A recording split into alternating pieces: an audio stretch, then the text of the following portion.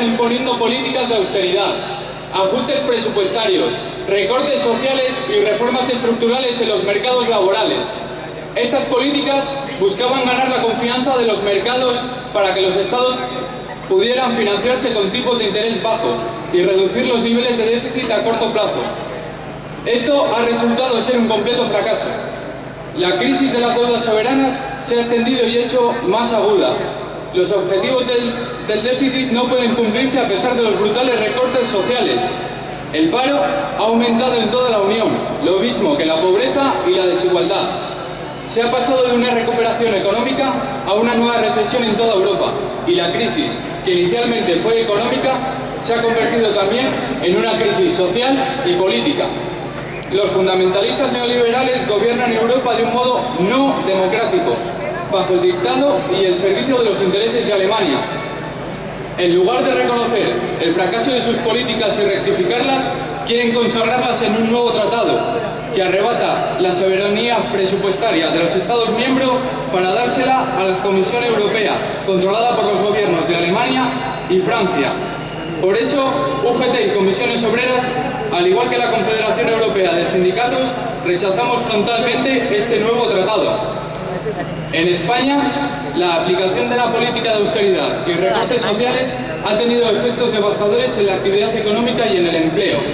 Tenemos la tasa de paro más elevada de la Unión Europea, con un 23% de la población activa. Además, aumenta el número de desempleados que no perciben ningún tipo de prestación y aumenta, a su vez, el número de familias con todos sus miembros en paro. Lógicamente, esto ha hecho que se disparen todos los índices de pobreza y desigualdad social. También hemos sufrido enormes recortes en la administración pública, con reducciones salariales a los empleados públicos, con la congelación de las pensiones y con el hundimiento de la inversión pública que ha llevado a la pérdida de miles de puestos de trabajo.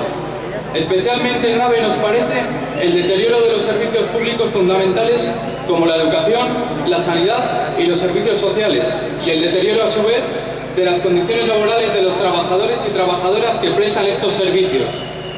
Si el Gobierno de España se pliega al dogmatismo de quienes mandan en la Unión Europea a golpes de medidas neoliberales, el deterioro de los servicios públicos será irreversible. UGT y Comisiones Obreras, junto con decenas de organizaciones sociales y no gubernamentales, acabamos de crear una plataforma que impulse una campaña de movilizaciones sostenida en defensa del servicio público y de las instituciones básicas del estado de bienestar. El pasado 10 de febrero el gobierno del PP aprobó, mediante decretazo y sin consulta alguna con los interlocutores sociales, una reforma laboral que supone el mayor ataque a los derechos de los trabajadores en democracia. Esta reforma laboral facilita y abarata el despido, ya que la mayoría podrán ser considerados procedentes con una indemnización de 20 días de salario por año trabajado, de la cual un 40% la recuperará el salario a través del FOGASA. Se suprime la autorización administrativa para los expedientes de regulación de empleo. Se abre la puerta para despedir a los contratados laborales fijos de las administraciones públicas, que serán sustituidos por desempleados con prestación, a quienes se les exigirán que hagan trabajos a modo de colaboración social para poder seguir cobrando su prestación. Para las empresas que contraten a un desempleado, podrán obtener una bonificación equivalente al 50% de la prestación por desempleo que le quedará a este por percibir. Esta medida ya está generando una discriminación entre los desempleados que cobran prestación, quienes tendrán más facilidades de encontrar trabajo, frente a los que ya no cobran nada, que serán condenados a una exclusión social. Se permite el despido procedente para que los trabajadores con una baja laboral justificada por enfermedad. Se crea un nuevo contrato para empresas de menos de 50 trabajadores en el que el despido es libre durante el primer año de vigencia.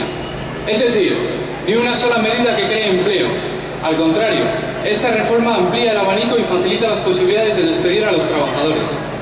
Por todo esto, UGT y Comisiones Obreras consideramos muy importante que después del gran éxito de la manifestación del 19 de febrero, los trabajadores y trabajadoras españoles participen en todas las movilizaciones y actos públicos que se realicen, para mostrar al Gobierno nuestra oposición frontal a su gestión, para decirles que no vamos a permitir que se dinamiten nuestros derechos y que si esa sigue siendo su intención, saldremos a las calles para defenderlos.